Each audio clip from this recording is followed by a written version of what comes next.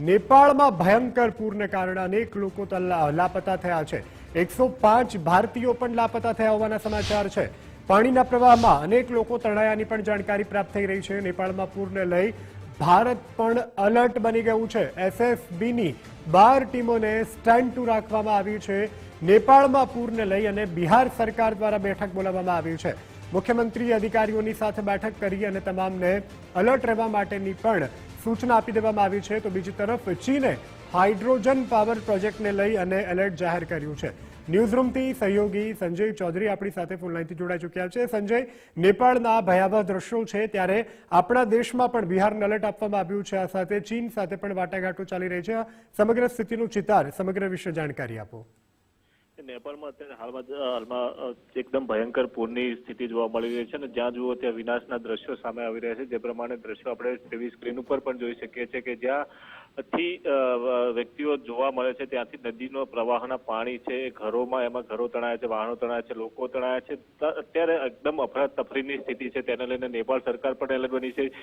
ચીન તરફથી એક એલર્ટ જાહેર કરવામાં આવ્યું છે કે જે હાઇડ્રો પ્રોજેક્ટમાંથી પાણીનું વહેણ નીકળ્યું હતું તે હજુ સંપૂર્ણપણે નથી નીકળ્યું છે અને આગામી સમયમાં વધુ પાણી છે એ હાઇડ્રો પ્રોજેક્ટ પાવર પ્રોજેક્ટમાંથી આવી શકે છે। તો ચીનને ફરીથી તેમને એલર્ટ કર્યું છે। ચીને નેપાળને ફરીથી એલર્ટ કર્યું છે। તો બીજી તરફ અત્યાર સુધી લગભગ 384 જેટલા પર્યટકો છે એ લાપતા હોવાના સમાચાર સામે આવી રહ્યા છે। ભારતના પણ એમાં 105 પ્રવાસીઓ છે જે લાપતા છે, તેમનો કોઈ સંપર્ક નથી થઈ રહ્યો। અંદાજે લગભગ 1000 કરતા વધુ લોકો આ પાણીના પ્રવાહમાં તણાઈ ચૂક્યા હોવાની છે। ઠેર રેસ્ક્યુની કામગીરી પણ ચાલુ કરવામાં આવશે। લગભગ 15 થી 20 હેલિકોપ્ટર સમગ્ર વિસ્તારમાં, પહાડી વિસ્તાર છે જેના કારણે રેસ્ક્યુ અને ક્યાંથી ક્યાં લોકો ફસાયા છે તે પણ જાણવું ખૂબ જ મુશ્કેલ પડી રહ્યું છે। તેના કારણે હેલિકોપ્ટરની પણ મદદ લેવામાં આવી રહી છે।